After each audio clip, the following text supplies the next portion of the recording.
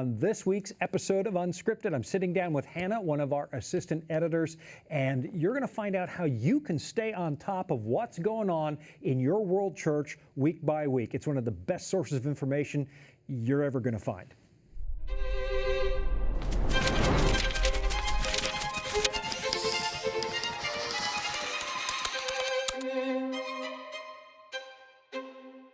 Welcome back to another riveting episode of Unscripted, brought to you by the good people at the Adventist Review. I'm Shawn Boonstra, and today I'm sitting down with Hannah Drewieck. Hannah Drewieck.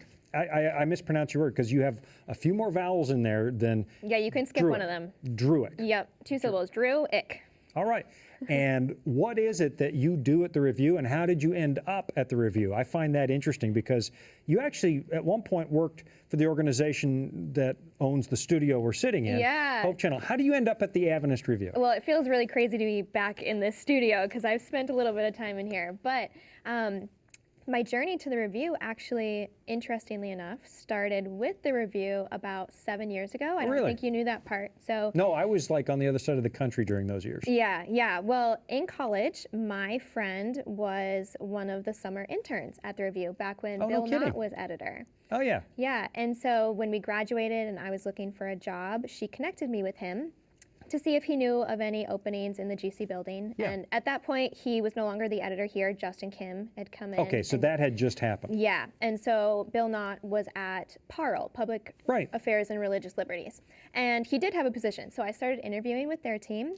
No kidding. And at the same time, Hope Channel International was looking for someone. So I was kind of interviewing with both teams, and long story short, I ended up going with Hope Channel, and Okay. I was there for 2 years. And then I just came to the Review back in September. Right, and Yeah. this feels like a good fit, right? You've said a few Yes. things sort of in staff meetings and so on that you kind of like the publishing or the Yes. periodical world a little bit, Yeah, right? I knew from my second year of college that writing, editing, publishing, that's what I wanted to do. So I feel like I'm thriving in this environment. I love this work. So tell us a little bit about what you do at the Review. We both have a similar sounding title. I'm an editor, and so are you. And I'm an editor, yes. Yeah. I am one of 3 assistant editors. Okay. So you've already interviewed Jonathan Walter on here. Yep. And I think you're going to interview Beth Thomas Yeah, in we another sure few are. weeks. So we are the 3 assistant editors, and each of us shepherds a different category. Okay, So what category do you look over? I am the experiences category. Okay. And that includes all of our Adventist heritage stories. Okay. It includes mission stories and personal testimonies, as well as stories about ministries, both small and large, around the world. That sounds more interesting than the stuff they ask me to read. I love it. Actually, those of you who write and I edit it, it's actually really good. But experiences that you get to It's see fun. some They're stuff. people stories, you know?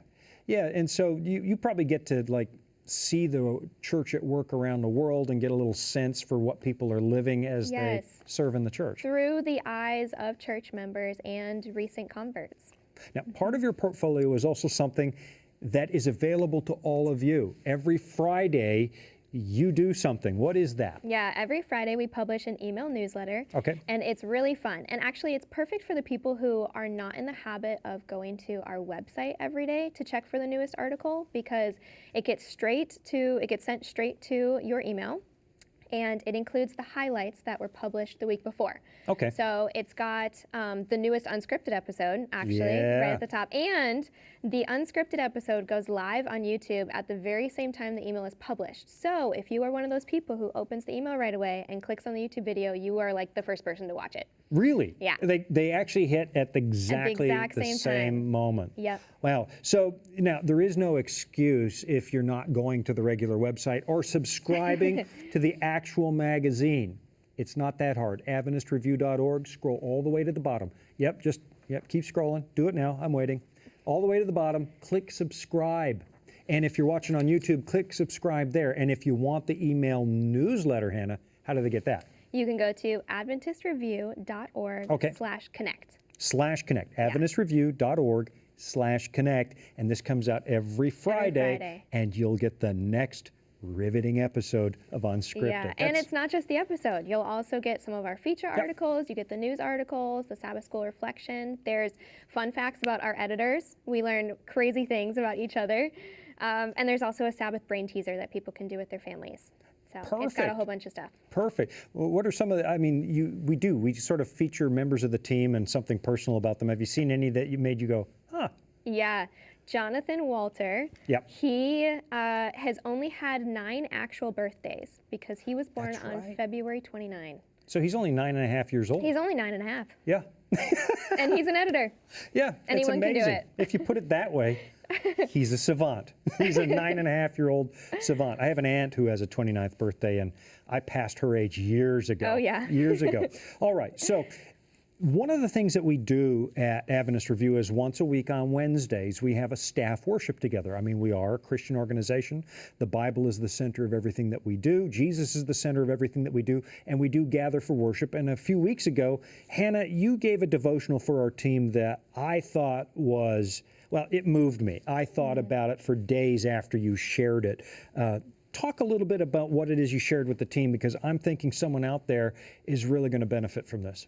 Yeah, well, this was my first time doing worship with the team because I am kind of new. So I wanted to take the opportunity to share a little bit about my upbringing Okay. and my own spiritual journey. And so I started by asking the team if they had ever watched The Amazing Race. And you Right. have, right? I've watched The Amazing Race. Yep. I mean, I never watch television. It doesn't happen.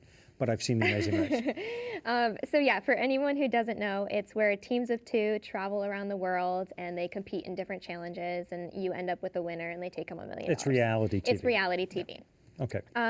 But for a long time, I have wanted to try to get on the show and be a contestant, but I very quickly hit a roadblock because when it comes to reality TV, you have to have a story, Right. something dramatic.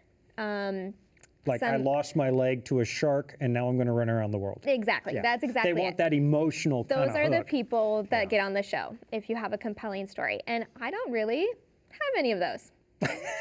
So We can arrange for the shark. I don't think I'm really getting on reality TV soon. Really? No, I love those kinds of shows. I've always wanted to play on Alone. I know, I want they're to do fun. Alone in the worst way. That's where they sit you in the wilderness, see who can live the longest with 10 tools, no food, that kind of stuff. Yeah, you can do that one. I'll do Amazing You do Race. Amazing Race. Amazing Race looks way too hard. I love the wilderness.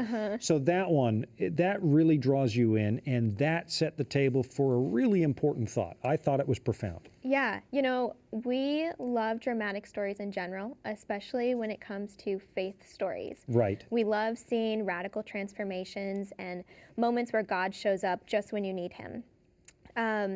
And lots of people have those stories. You have those stories. You have so many, moments of miracles that you share. Sure. But I also don't really have those. Like, I wouldn't say there's one defining moment where my faith was really solidified. Sure. In some ways, you can say I don't really have a testimony.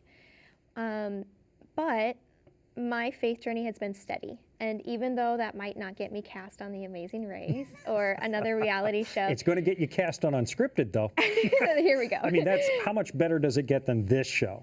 Yeah. I love it. But it's no less meaningful to God. Yeah, and so exactly. I asked our team to consider the kind of faith that endures, not the intense moments, but the often underrated day-to-day things that really grounds our faith.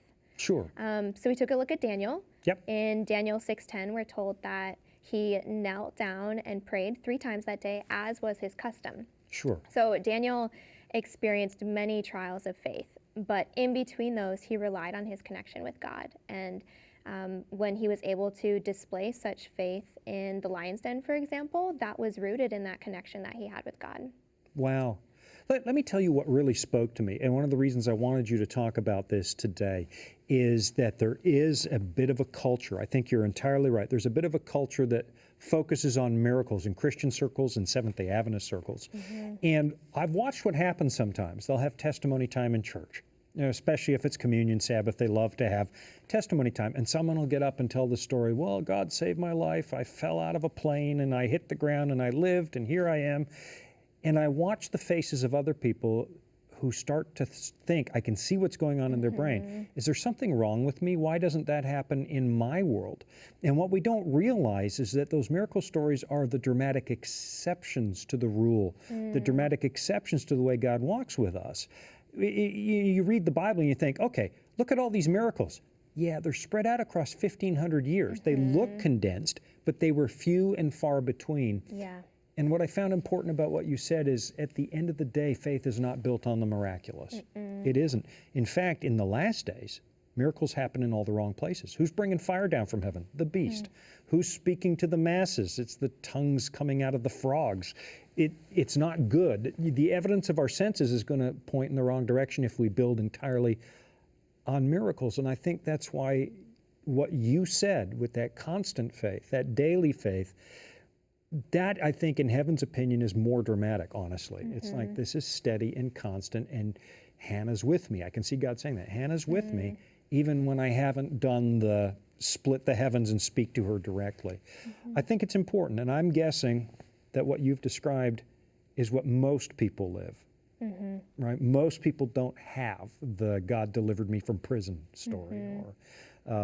So thank you for sharing that. Now, in your job as an assistant editor, you get to look at a lot of stuff. And I know for a fact that there are some articles, we're in April right now, and some of these appear in the newsletter. Some of these appeared online this very week. Talk to us a little bit about some of the articles you've personally worked on. You get to see these before anybody else. And one of them is called 4-Foot Home Expansion. Yeah.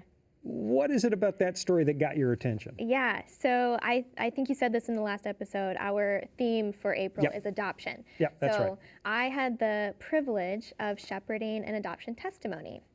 So this one was written by Jackie Smith. She actually works for the Office of Adventist Mission I know her. upstairs. Yep.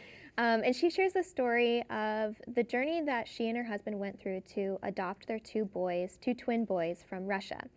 And she shares, all of the interviews and inspections and the delays and the challenges, and through all of it, how God was there to reassure her and how He put people in her path to give her confidence that this was His plan for their family.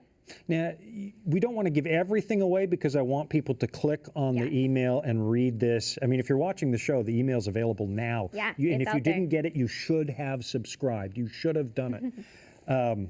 But as you're reading that story and you're seeing the trials that they went through and some of the experience there, what were some of the components of that story in particular that you thought, that means something to me? What were some of the episodes or events in that story? Yeah, what I really love is, she details her story, and for some people, they're not going to be able to relate to adoption. That's something that not a lot of people go through. But what everyone will be able to relate to is the vulnerability that she shares. I think when an author can be vulnerable in their story, people can connect even if they haven't dealt with the specific topic. And she is. She talks about, what if one of the boys develops a health challenge that they're not prepared for, or what if they have trouble adapting to the new culture that they're bringing them into. And her vulnerability just creates a really beautiful article. I thought so too. And there were a few things in there that she didn't address. And it's like, Jackie, if you're watching, give me a call. I need to know. It's like she never addresses, like, we show up at this orphanage in Russia and she doesn't mention the language barrier. How's she communicating with the kids and so on? That story taught me a lot about, God knows everything about me. They're wondering, they're nervous, they're guessing, what's this kid going to be like? Is this going to work out? And God already knows what I'm like, and He wanted me anyway, in spite of it. There were some other things. I mean, well, let me pause on that for a little bit. You said something really important there that I think is a key factor in why a story is compelling and good and helpful in our spiritual walk. You mentioned vulnerability. Is that one of the things that really pulls you into a story? It is. When I think about what makes a story really strong and compelling, vulnerability of the author is top of the list. Is there such a thing as oversharing? Yes. I think you have to be sensitive because you are exposing your family and your feelings to the world. But I think if you do so in a careful way, it can be really beautiful. Yeah, I would agree with that. And I envy your department of responsibility, your area, because you get the best stories. You get the best stories. And so as you're looking at this and you're composing the newsletter, let's back up to that a little bit. We're going to talk more about some of the things you've shepherded. How do you decide? Here's what goes in the newsletter this week. How does that happen? It's a team effort. I work with Siku to Yep. decide what goes in there. We try to pull a balance. We try to take a look at the authors. You know, if Cliff recently wrote something, we know people really like reading Cliff, so we'll put him in there. Don't get your head too big, Cliff. It's like, I don't read your column, Cliff. No, I do, actually. You're right. It's always good. Yeah, and it's a mix. It's a mix of new authors who write for us a lot. It's a mix of theology and perspectives and testimonies. So Perfect. She opened the way. This is another story that I know you sort of saw from beginning to end, did the editing, and got it out there. She opened the way. What's that about, and what can people expect as they're reading that? Why this story? Why did this one grab your attention? yeah, so She Opened the Way. I mentioned earlier that I do both of our heritage articles Yep. and our mission articles, and this qualifies as both. So every month we are blessed to have an article contribution from the ESDA team. ESDA, for those who don't know, Yeah, you better spell that one out. is the Encyclopedia of Seventh-day Adventists. And it's a free resource for anyone. They have housed and published around 8,500 thoroughly researched articles. And 8,500. 8,500. You'll be at it for a while. Yes, there's You a lot can't of reading sleep? you can do. We have something for you. Yeah. So every month, the ESDA team repurposes one of those for the Adventist Review. Okay. She Opened the Way is about Georgia Burris Right. at the end of the 19th century. And she was the first Adventist missionary sent to the subcontinent of India, sent to the Indian subcontinent. Almost exactly 100 years after William Carey sort of opened missions to India, and an Adventist is going there. Okay, so it's the 1890s. Georgia Burris Georgia Burris. goes to India. And she worked in India's zenanas, which were the private areas where women lived away from public life. That was actually a new word to me, and I've worked in India, and I didn't know that word. Oh, really? I had to look One it more up. time? Yeah, zenanas. Zenanas. And Yeah. what is a zenana? It is the private area because women typically weren't allowed in the public space as much, so they would go and live together in this private area. Okay. And that's where she served. And her whole mission work was around building relationships with them. She would sing hymns with them, she'd pray with them and read them Bible stories. And what's cool about this article actually is it talks about the first two Adventist converts that came out of that.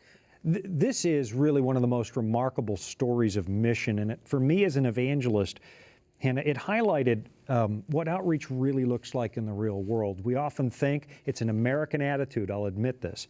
We often think drop into town, hold 2 weeks of meetings, and the world changes, but here's someone who actually drops into the culture, learns the Bengali language, immerses herself, becomes a part of it, and works there for years. And I discovered the hard way, it's much better for me to work a city for 3 years before I hold a meeting than to just drop in. This is about missions done right. Now, as you look at these kinds of mission stories, what is it about this that you find so compelling? What is it that draws you to this stuff? You know, I do not consider myself a history buff. Really? Yeah. Oh, I hated history in high school. I don't typically go for those kinds of books or those kinds of articles, but I think it's so cool to get a glimpse into what mission work looked like in the 1800s and the early 1900s. And, you know, in the case of Georgia, she had no guaranteed salary. There was no mission station waiting for her. There was no promise that it was going to be successful. Right. And yet we see through the group of women that she started there that Adventism in India grew roots and just continued. That's remarkable. The things we complain about, you know, oh, I got overseas and my towel, I've heard people say this, I went on a mission trip and my towel was scratchy in my hotel room. Well, you had a hotel room. Yeah. And the towel was scratchy, that's what you have to complain about. These folks went there. They didn't even know if their mail would get back home. There was just cut off. Me, I get irritated when WhatsApp quits working. Yeah. You know, it's like, well, I can't talk to my wife tonight. And you're right, there was no guarantee of success. And for me, I think that reflects a little of Jesus' attitude. He comes here. There's no guarantee we're going to accept his gift at the cross. There's no guarantee. The Bible says he did it for the joy that was set before him in Hebrews 12, but there's no guarantee. He took the risk. And I'm looking at this. Georgia takes the risk because it's the right thing to do. Yeah, she was called by God. If somebody has a mission story they think might be good again, we promise nothing. Sometimes we have more than we can run with. Sometimes it doesn't sort of match the themes we're working at the moment. But if somebody had a good mission story and wanted Hannah to see it because it might be compelling, how do they do that? How do they send you stuff? Can I share my email on here? Well, if you don't want bulk emails, maybe not. Is there a submission place on the webpage? Whether you have a mission story or any other kind of story, we do accept your story, and then each editor can review it. If you go to our website, I believe it's under submissions. Yep. And there's a whole bunch of like writer's guidelines there, and there's an email that you can send it to, and then it'll get to the correct editor. Yeah, and then it'll go by category. Yep. If it's a theology article, it goes to my desk. Missions experience, those things go to your desk. And we do sit around the table on Mondays and discuss, okay, which ones are most edifying. There are things we're looking for, right? Yeah. We're looking for what unifies the church, what compels mission, what deepens our roots in the church. You've got another one here, fear and faith at the doorstep. I know this one also got your attention. Why? It did. Well, and I didn't actually shepherd this one. It was by one of our other editors, Okay. but I loved it so much that I wanted to talk about it. Okay, let's talk about it. So it is written by Douglas Nah, and he is the director of the SALT program at Southern Adventist University. Yep, my daughter went through that program. Yeah, I know several people who did. And he just talks about the common fears that people have when it comes to public and private evangelism. Do you share some of those fears? Is that why it got your attention? I do. I think so many people will relate to this article. Okay. Tell me what you pulled out of it. What was it? I mean, yeah, we all have fear, but what kinds of things spoke to you personally? One of the questions he addresses is, what happens if I pour my heart out and I'm rejected? Like, no one wants that feeling, right? That can stop people from even sharing their faith. You just described my entire dating life in high school. It's like rejection is real, people. No, okay, but fear of rejection, right? Do you ever personally think that, okay, I've got this non-Adventist or even non-Christian friend. If I say something and they think it's weird, have I lost my friend? Does that ever flash to your brain? Yeah, What of kinds of course. things are you afraid of? I'm afraid of being vulnerable. Seems like a topic Which is the thing you admire in everybody It's the thing else. I want other people to be. Yeah, but it's really scary to open your heart and for people to think that, oh, what she believes is silly or she's wrong, you know? And what Douglas talks about is that your job is not to convert people. Your job is to be vulnerable, to be open, and the Holy Spirit does the work. I love that. I actually have taught a lot of evangelism classes over the years, and I've told people, you can't even convert people. It's not possible. No. We don't have what it takes to convert people. Yeah. Our job is not to convert people. It's to go out. It's like a scavenger hunt. We're looking for people that God is converting right now and being available in that case. The way he actually raises these questions, the one that you're talking about, what if in the middle of sharing my heart and my faith, the other person does not accept what I have to say? What was his advice? What did you take away from that? Like, did you find a little courage out of this? Yeah, it's what I said. It's, that's not your job. Yep. You don't have to convert them. You have to be honest and pray for them and be there for God to use you. But after that, it's the work of the Holy Spirit. Some of his other questions I think are really good. And again, we don't want to give it all away because you need to subscribe. Let me pause for one more moment. If you're not getting the actual magazine, why? Scroll to the bottom of our website right now. I will wait. We will pause the show until you subscribe.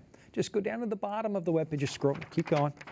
It's down there, it's subscribe. And if you're not getting the newsletter every Friday, again, Hannah, how do we get the newsletter? AdventistReview.org/connect. /connect. You need to do this, people.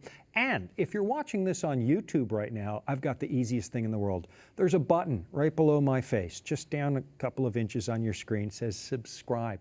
Do you know what it costs to push that button? Nothing. It's free. It's my gift to you. It's Hannah's gift to you. It's a gift from the Adventist Review, a free subscription to our YouTube channel. Just click the button now. And here's your money-back guarantee. If you don't like it 90 days from now, I'll give you back the money it cost you to push the button. How about that for a deal? All right, next question, Hannah. What if I fail in sharing the gospel and make a huge mistake? Was he talking to you? Yeah. What did you take away from that? Well, I think it's very similar to the third question there is like, what if someone asks me a question and I don't know how to answer it, right? What if I try to say a Bible verse and I accidentally give them the wrong one? Yeah. I think that's not I share the same fear. I've been doing public evangelism for 30 some years, and I'm still terrified of all of these things. I think that the article, you were right to bring it to everybody's attention today. You all need to read this. Here's what I've discovered. I remember years ago, this guy, I'll call him Mike. I met at Mike's house, and he asked me a question, and I don't know the answer.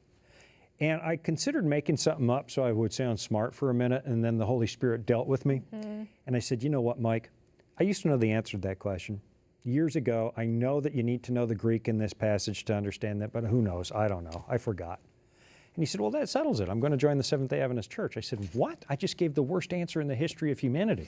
Why would you join the church? He said, because that's human. You're human. You're not a know-it-all. Yep. And we've had other religious groups come by our house. I won't name who they were. They had an answer for everything, and it wasn't believable. I think it's fine to be human, right? You do not have to be perfect. You don't No. have to know everything. I think you're closer to it than I am. But you are. But you don't have to be perfect. The focus of soul winning, the focus of the gospel is Jesus. It's not Hannah. It's not Shawn. It's okay to say, I don't know. Yeah. And will you make mistakes? Oh, yeah. I've made some of the biggest in the history. I'm the worst evangelist this church has ever had, bar none. You're going to make mistakes. I think we can take comfort away from that. What would you want people to know about the Adventist Review? We've got seconds to go. Why should people be interested in what we do?